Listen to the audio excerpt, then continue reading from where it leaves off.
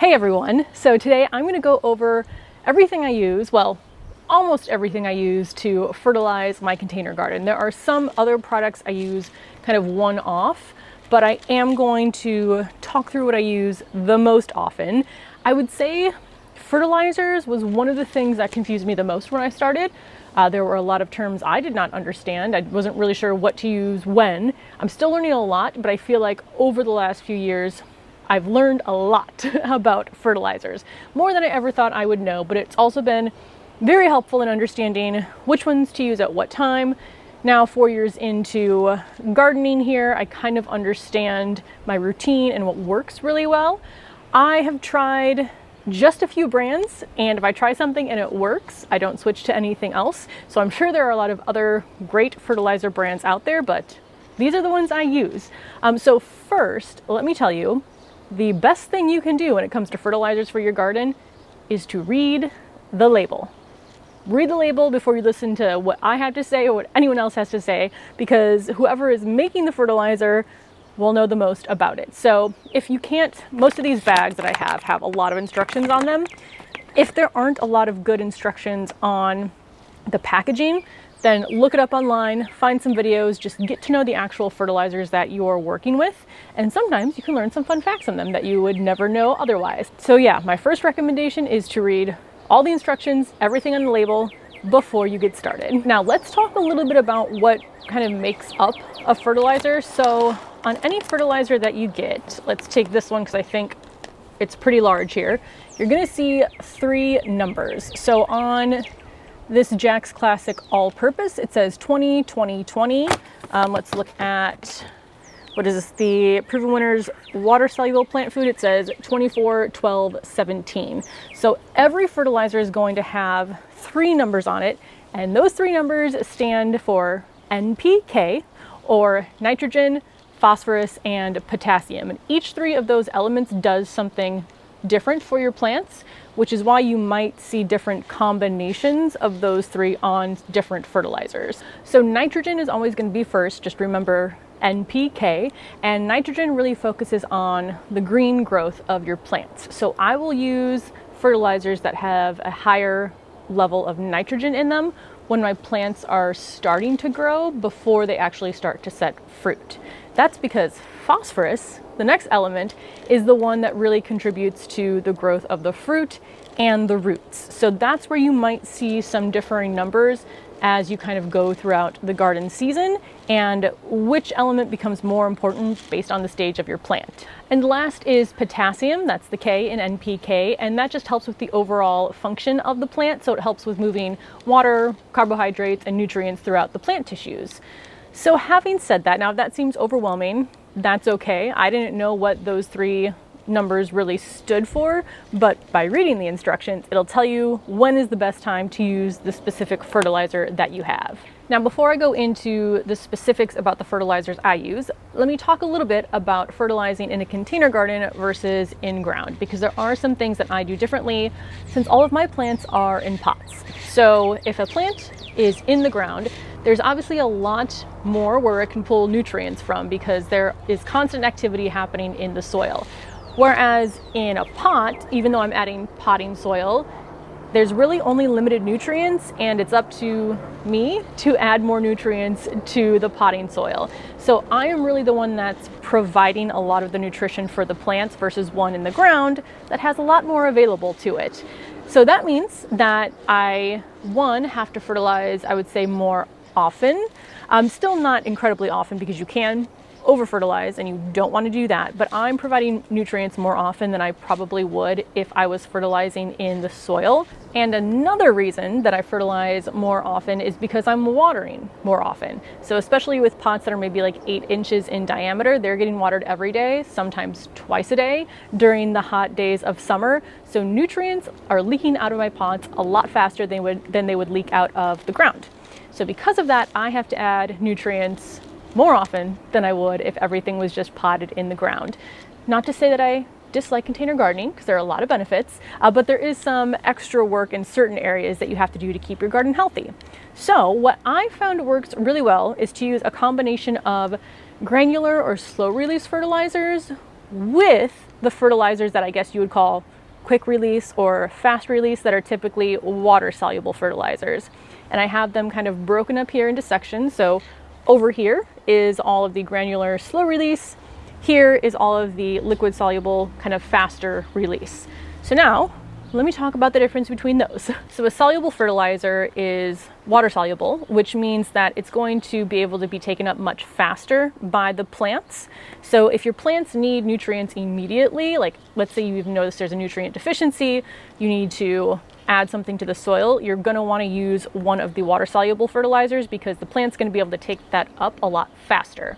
Whereas the granular fertilizers are going to be taken up slower, but these won't leach out as quickly from the soil. So this can help to provide a little bit of nutrition over time as it's sitting in the containers with your plants. So that's why I like to do a combination of both. Also, in case I forget my regularly scheduled fertilizing days, I know there's still something good for the plants in the soil. So I do recommend using both, although I think for the first year that I gardened, I only used water soluble, and that was just fine. So now let's talk about frequency. And this is something that is probably going to be different for everybody, but I do think I'm on a pretty good schedule. So hopefully what I do could potentially translate to your garden as well. But again, you want to read the label because a lot of them will tell you how often. Some of these say weekly, some say every other week. I find that most of them will say like every X number of days that you water. So a lot of these will say every third water, every fourth water. Now, if I followed that and I was in the middle of summer where it's watering every day, sometimes twice, I would go through fertilizer very quickly. So the most often that I fertilize with the water soluble fertilizers is once a week. And that happens on Fridays. It's called Fertilizing Fridays. I like the sound of that, so that's what I'm going with. I have a Google Calendar event so that I remember to do it every week. Now, if we happen to be out of town and I miss a week, that's fine, but I do want to make sure I'm much more consistent this year. I would say I've gotten better at consistency every year, and this year my husband asked if he could help with anything in the garden. So I kind of roped him into Fertilizing Friday as well, where he will fill up the watering can because this is the only day when I water with a watering can, and that takes a lot longer than my irrigation or using a hose. So he will be at the faucet filling up my watering can, and then I will go around and distribute it all to the plants. So that has made it a lot faster, and I am very grateful that he is there to help me out. Now, because of that, I will turn off my irrigation system on Thursday night. I have another calendar reminder for that as well, because I don't want to overwater my plants. I tend to find that most gardeners will make the mistake of overwatering versus underwatering. So I want to make sure that I'm not overwatering my plants by applying the fertilizer. So I want to make sure irrigation's off Thursday night. My Friday morning, what would typically be the irrigation water, is all done with the fertilizer added. So that's my weekly fertilizers. That's all the water soluble ones.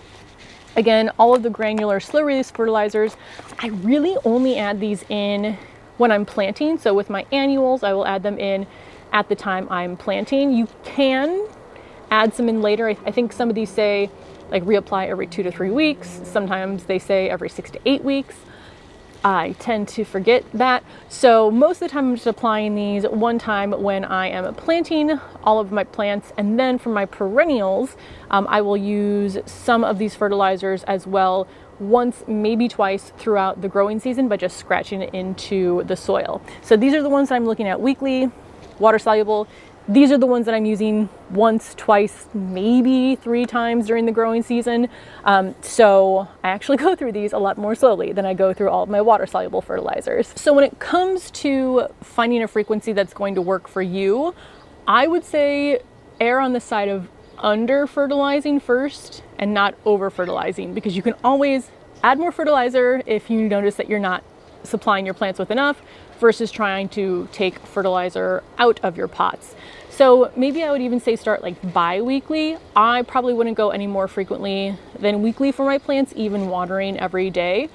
If you do add too much fertilizer, it can make it more difficult for your roots to take up water. It can also potentially cause chemical burn, and you don't want to do that. Now, if you do happen to over-fertilize, and I always find this funny, some of the symptoms of over-fertilizing your plants is yellow leaves and leaf drop, which I feel like is also the symptoms of so many issues in the garden. But if you're really finding and you're narrowing it down to that is what is causing any sort of issues with your plants, then just add more water and kind of try to flush that out of the system. And then probably don't water your plants for a few days so that you're not causing any root rot. So that's why I would say err on the side of under fertilizing versus over fertilizing. But now, like I said, I'm kind of at the point where I understand what works for me. But anytime I add a new plant, that's always interesting to see what type of fertilizer they like and the frequency. But most of my annuals really like that combination of granular and then weekly of the liquid fertilizer. So now let me go through what I have here. I would say, well, let's start with the granular fertilizers. So this biotone starter here, I only use when I'm planting new plants, which I think is exactly what the instructions say. I actually, in maybe it was March or April, before the garden season really got going, I took everything out of my closet, I read through it all, and I made a Google Doc so that it's much easier for me to reference any sort of notes that I took on that. I can just look at one doc and know what fertilizer I need, or if I'm supposed to be doing something specific with a certain fertilizer.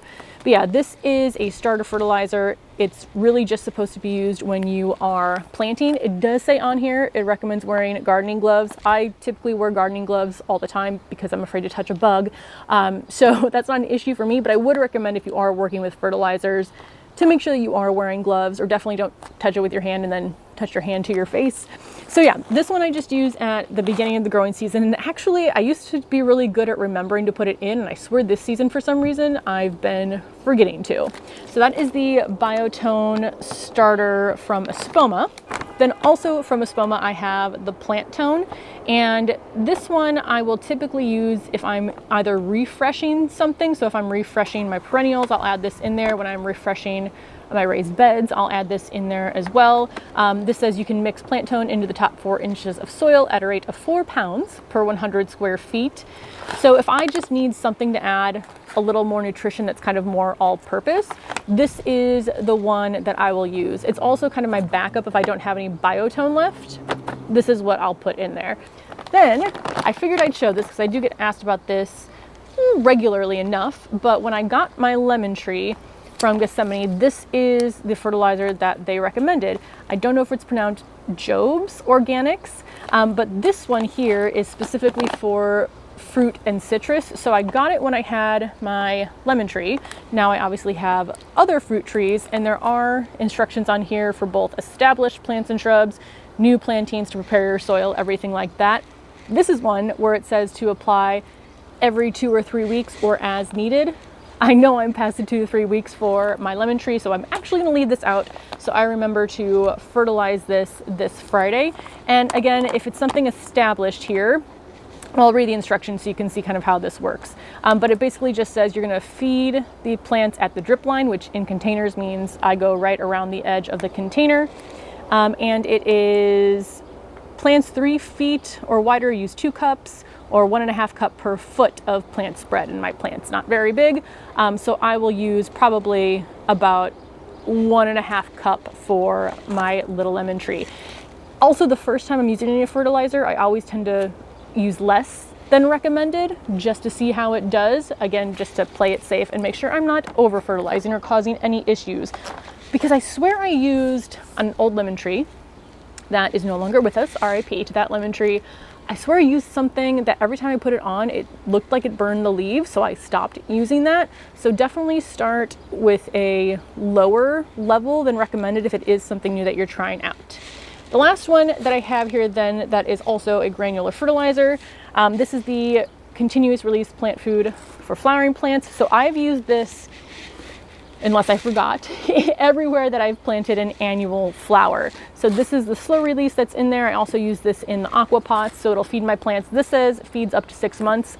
I'm not reapplying this to anything that I've already put it into. It's just there sitting in the pots for a slow release of nutrition. And then these are what I'm applying every week. So kind of going off that last granular for flowering plants, this is what I use for my flowering annuals on a weekly basis. This is the Proven Winners Premium Water Soluble Plant Food, specifically for flowering plants. And I think in the past I used Miracle Grow, and that also worked fine. Again, I've never really found something other than the fertilizer that seemed to burn my lemon tree.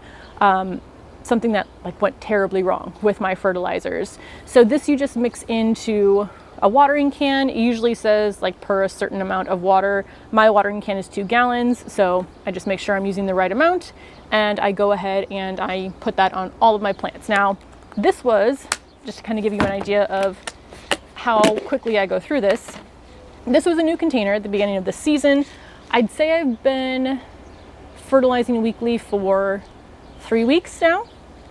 And I don't know if you can see how much is left, but less than half. So I know I'm going to have to get another one of these before the season is over. As my garden gets bigger, I go through things faster and have to spend more money, but I still think it's worth it. So that is the water soluble I use for my flowers. Then I have Fox Farm, and I'm pretty sure this was the very first fertilizer I ever got that first year when I only did liquid fertilizer, because it came in a little set. I found it on Amazon, and it made it really clear when to use each. And for me, as a new gardener, that was very helpful. So kind of going back to earlier what I talked about, the NPK and what each of those elements is used for. So the one that I use, well, the two that I use the most often, it came in a set of 3. Fox Farm Grow Big liquid plant food. This one is for luscious vegetative, that green growth. So I use this on tomatoes, peppers, well, all my vegetables. I use it on herbs, but not at the same level of frequency as I use it on my vegetables. And I will use that until I start to see flower buds, which it says on the instructions to do that. Now, because of that, the numbers here are 644. So that N number that's responsible, the nitrogen for the green growth, is at a 6. This is the one you switch to when you start to see blooms. So this is the Tiger Bloom. It's 284. So between these two, this one that's made for the green growth has 6 nitrogen. This one that's made for the flowers has a 2. So you know it has less nitrogen in it. And then the phosphorus, which was the middle number on this one, is 4, and on this one is 8. So it's kind of interesting to look at these and see and start to understand the differences between how the ratios change as the purpose of the fertilizer changes. And then I think the last one, yeah, potassium is 4 on both of them. So yeah, I think that's really interesting. So again, this one I will use while the green growth is happening. Obviously the plants are still getting larger once they start to flower, but this is what I switch to once they do start to flower. And the third one that comes with this, it's much lower levels of each of the elements, and I really only use that for seed starting, but these are the 2 I use the most often. So now I just buy these individually when I run out. Last one that I have here is Jack's Classic All-Purpose. This is 20-20-20, so even balance between them, higher levels. This one I just kind of use if I'm like, I don't really know what I want to use. I just want to give it an all-purpose boost of fertilizer. But because I'm starting to understand my plants a lot more now and what they need, I would say this one I use the least, because I know that I'm using certain fertilizers for specific plants. But if there's kind of just like a, I don't know, catch-all fertilizer, this is what I'll use. But that is everything. Again, I have more like very one-off, like I have the rose spike fertilizers that you saw me use in the rose planting video. I have bulb tone, which I use just when I plant bulbs. I'm trying to think what else I have. That might be everything I have. I used to have rose tone. I don't think I have that anymore. So yeah, that's how I fertilize my garden. I'm hoping I stay much better at consistency. I do notice, I definitely can notice when I do fertilize versus when I start to kind of forget to fertilize. I mostly notice that with the amount of blooms on my annual flowers. But yeah, if fertilizing seems overwhelming to you, I would definitely recommend like the Fox Farm, because I think they explain everything really well. Just start to read all the instructions and it'll start to make so much more sense. So that is everything that I think I wanted to cover today. If you have any questions, let me know. If you have any other fertilizers, because like I said, I just tried these brands once and they worked, so I never switched. But if there's a brand of fertilizer that you really like, let me know, and I will see you in the next video.